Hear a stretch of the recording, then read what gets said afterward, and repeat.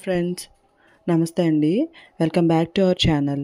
ఈరోజు వీడియో వచ్చేసి మనం రాత్రి పడుకునే ముందు పైనాపిల్ తింటే ఏమైనా అవుతుందా, లేకపోతే మన బాడీలో అలా తినటం వల్ల ఏం జరుగుతుందో అనేది తెలుసుకుందాం.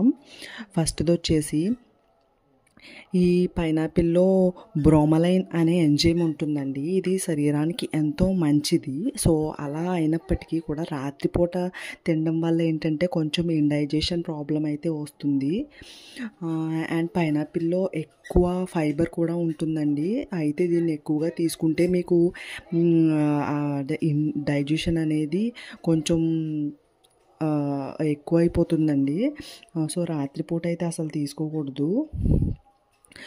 పైనాపిల్ ఏంటంటే పెద్ద మొత్తంలో ఫాస్ఫరస్ ఉంటుందండి. ఎవరైతే బీపీ ఉంటుంది చూసారా, ఈ ఈ పండ్లు అయితే తినటం వల్ల ఏంటంటే ఈ బీపీ అనేది కొంచెం తగ్గే అవకాశం అయితే ఉందండి. సో పైనాపిల్ పండు ఎవరైతే షుగర్ ఉన్న వాళ్ళు తిన్నారనుకోండి, వాళ్ళకి కొంచెం ప్రమాదమేనండి. ఎందుకంటే దీంట్లో ఎక్కువ మొత్తంలో షుగర్ లెవెల్స్ అయితే ఉంటాయి.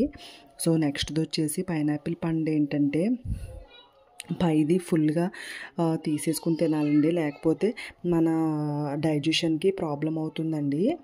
సో నెక్స్ట్ది వచ్చేసి ఏంటంటే ఎవరైతే అల్సర్తో అలా బాధపడతారు కదా, అలాంటి వాళ్ళు ఈ పండ్లకైతే దూరంగా ఉండాలి. ఎందుకంటే ఇవి కొంచెం అరుగుదలకి చాలా కష్టమవుతుందండి వాళ్ళకి. సో నెక్స్ట్ది వచ్చేసి పైనాపిల్ పండు ఎవరైతే హార్ట్ పేషెంట్స్ ఉన్నారో వాళ్ళు తినొచ్చండి. కానీ దీనికి పెద్ద మొత్తంలో ఉప్పు రాసి తిన్నట్లయితే మీ బాడీలో బీపీ పెరిగే అవకాశం ఉంటుంది.